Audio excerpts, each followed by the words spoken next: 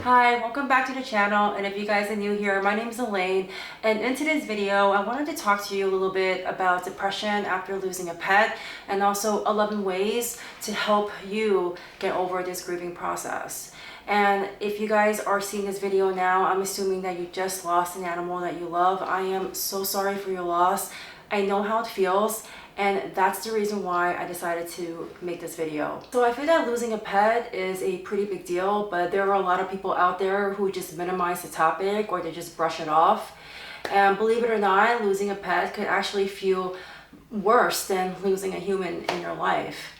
And recently I had to put down my cat Hero because he had cancer.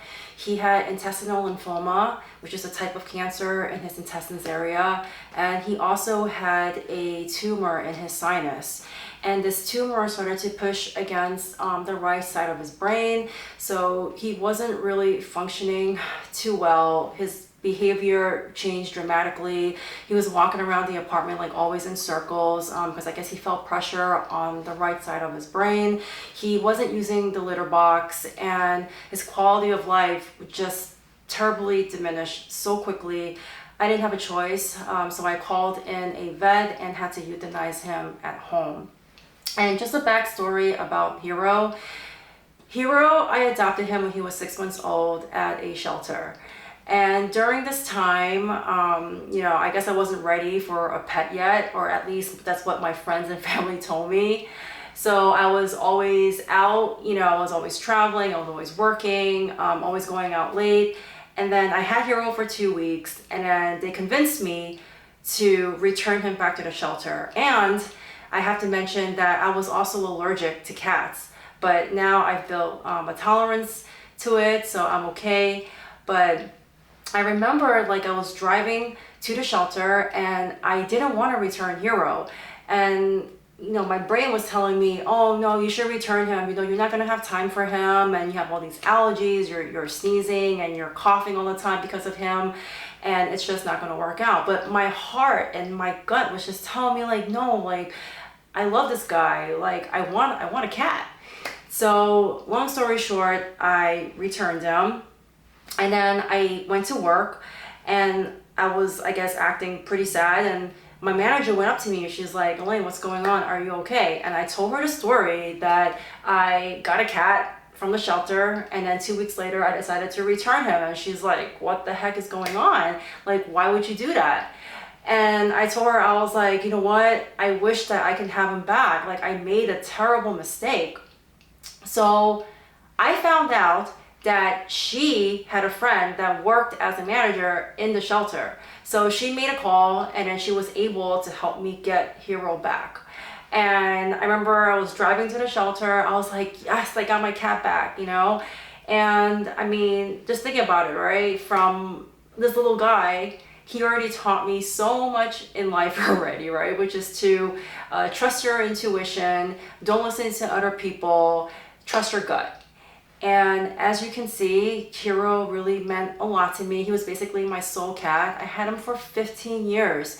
So he was with me through the ups and downs through life. He went through so many New York City apartments with me. We moved so many times. And losing Hero really put my mental health at an all-time low. So during that time, after I had to euthanize him, I couldn't eat. I couldn't sleep. I didn't want to do anything. I didn't want to leave the apartment unless I had to walk Gatsby, my husky, which you'll see a lot of in this channel. And I knew that it wasn't healthy. And as a holistic health coach, I felt that I wasn't leading by example. I was going down this path where, I was drinking every single night, and I knew I had to make a change. Not only for myself, but for the living animals, like, Gatsby, I still have to care for him. I still had 3 other senior cats that I had to care for. So I knew I had to make a change. So I'm going to share with you the 11 ways that helped me get through this grieving process. Number 1 to get you through this grieving process is to don't hold your feelings inside, and you have to talk to somebody about it.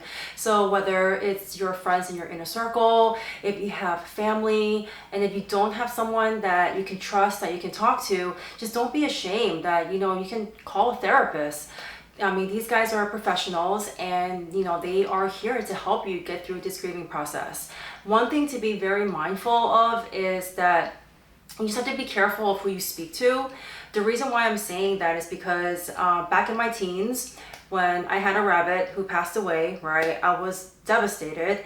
I was with my ex and his friend. And his friend asked me, Elaine, why are you crying? And I said that, my rabbit just died. I am so devastated. And then he's like, it's a freaking rabbit. Like, just go to the pet store and get another rabbit. And at first I was so angry with this guy. I was like, what is wrong with this person? And at the end, I forgave him because it's obvious that he never deeply loved an animal. He has no compassion. And I do know that karma will come knocking on his door one day, and he will also feel this type of sorrow. Number 2 is to acknowledge any guilty feelings that you might have deep inside. And for me, before even Hero passed away, I was so angry at myself, and I felt guilty for feeding him kibble. I fed him this dry processed food, and I felt that maybe if I would have fed him fresh food this whole entire time, none of this would have happened. He wouldn't have gotten cancer. We wouldn't be in this situation right now. But most importantly, now that I'm thinking about it, the questions that I should be asking myself is, why am I feeling guilty? What did I learn from this? How can I do better if I have another pet? And in this lifetime, I truly believe that pets come into our life for a reason. They teach us lessons. And it's important for us to learn from these lessons and move on. Number 3, to help you get through this grieving process, is definitely meditation. Gatsby and I meditate every single day for 10 minutes in the morning, and that is our non-negotiable. And I feel like that foundation has really helped me through this grieving process. And a lot of people get reactive when I talk about meditation with them. They'll tell me, oh, I don't want to sit there and, do all this woo-woo stuff and go, but you know what? It's not like that. Meditation is going to calm you. It's going to help you center yourself when you're having all these scattered thoughts. And it's going to help you breathe and remove all this stagnant energy that's stuck in your heart space and in your lungs. So I'm going to leave a link to a pet loss meditation. It's a guided meditation that I put together, and I hope that's going to help you. Number 4 is to incorporate breath work in your daily routine. Now, a lot of people confuse meditation with breath work. Breath work is basically conscious breathing and also breathing techniques that you are using to remove stagnant energy from your body. So the method that I use is called the 2-7-8 method. So I basically inhale for 2, hold for 7, and then exhale out for 8. And this helps me remove any of the stagnant energy inside of me, and then I always feel better after this. Number 5, to help you through this grieving process, is to please eat foods that nourish your body.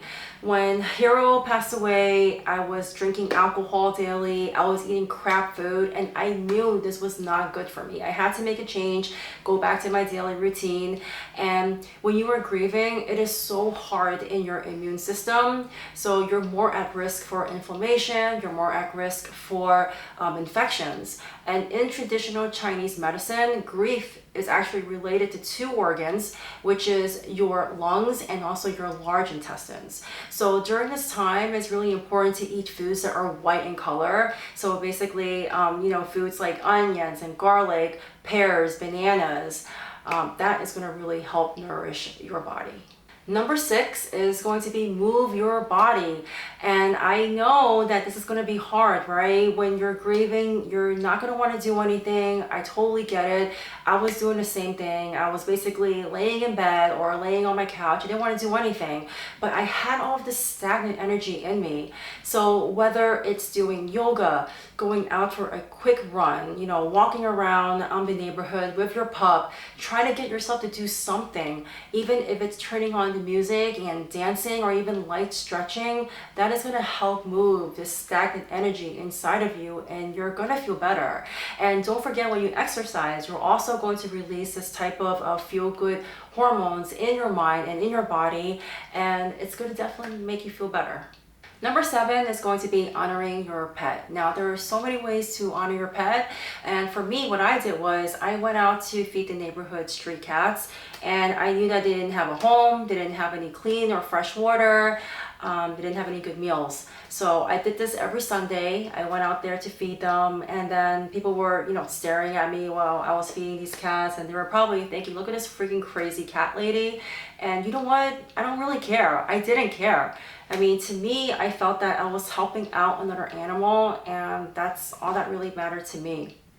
And then other ways to honor your pet is to maybe you can devote your time at a shelter. You can help out over there, or you can also foster an animal and help them until they're able to find a forever home.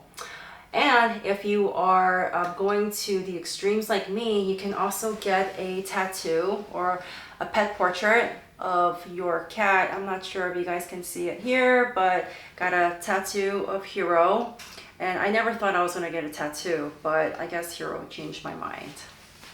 Number 8 is to don't get another pet right away. And I know that a lot of people are going to disagree with me on this one, because they're going to say, well, if I get another pet, I'm going to feel better because I'm going to devote all my time to this new pet. But it's like, do you really want to do this all over again? Like, do you even have the energy and the bandwidth to go through this process all over again? And I'm not saying that, don't open up your heart again to another animal. It's just that I don't think that this is the right time, because you're so emotional. And plus, I think that your pet that just passed away, they deserve a time where you're grieving, for them, and you're honoring them and remembering them. So I really think that the best thing to do is to hold off on getting another pet until you are emotionally stable. Number 9 is to be present for the animals that are still living in your household. So for me, I still have to care for Gatsby, my Siberian Husky, as well as 3 other senior cats. And I mean, I was grieving. I knew that they were grieving too, because for Gatsby, he was just laying by Hero's bed. He didn't want to go out for walks. He didn't really want to eat. And Hero's other best friend, Peter used to sleep with Hero every single night. So I think to him, it was more of a shock maybe, like, oh my God, like what happened to Hero? And when Hero was being euthanized here, I mean, Peter was kind of like a scaredy cat, so he didn't really want to come out to see, the vet was here, and he was a little scared, so he was hiding underneath the sofa. So he didn't see that the vet took Hero away. And sometimes I wonder, if he wonders like where Hero is. But at night, Peter would just walk around the apartment aimlessly, and he would start like meowing very loudly. He also didn't have much of an appetite, and it's been like 2 months since Hero passed now, and he's pretty much still the same thing. Gatsby has gotten a little bit better. We've been taking him out a lot more on walks during the day. I'm trying to cheer him up with treats. Same thing with Peter and Maddie and Daphne that I have over here too. Trying to engage them in play, talk to them in a very soft voice and tell them that, it's okay. We can get through this as a family, and just show them some extra love during this time. Just know that, during this time while you need some extra care and love for yourself, your living pets, they also need that same care. Number 10 is going to be creating a memorial space for your pet. So for me, I have an altar set up in my office where I have Hero's photo, his ashes, a Buddha statue, and also I leave fresh flowers for him every single Sunday. So it's also a place for me to come to meditate as well. I have some incense here, so whenever I'm feeling sad, I'll light up an incense, and I'll meditate, I'll think about him. So that is definitely one way to help you get through this grieving process. Number 11 is going to be writing a letter to your beloved pet or keeping a journal. So for me, that night when Hero passed, I wrote him a letter. I was crying like crazy when I was writing him this letter, but it helped me so much. So maybe there's something that you want to say to your pet that you didn't want to say in front of everyone. And you know, it's just a space for you to release a lot of your emotions.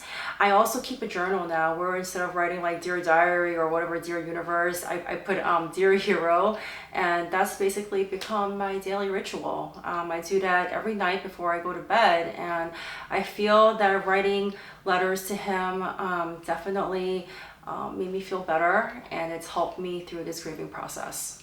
All right, so those are my 11 ways to help you cope with grief, and I hope that it really helped. And again, I am so sorry for your loss. I know how it feels, and that's the reason why I made this video. Just know that with time, things will get better. You'll start thinking more positively. You'll think more about the happy memories that you had with your pet, but please just be present for now, and be present for the other animals that you still have with you today.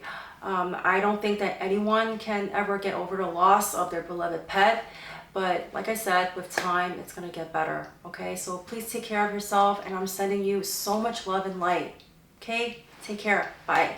Somewhere just beyond my reach, there's someone reaching back for me, raising on the thunder and rising with the heat. Is there a Superman to sweep me off my feet? I need a hero. I'm holding out for a hero till the end of the night. He's gotta be strong, he's gotta be fast, and he's gotta be fresh from the fight. I need a hero. I'm holding out for a hero till the morning light. He's gotta be sure, he's gotta be soon, and he's gotta be larger than life.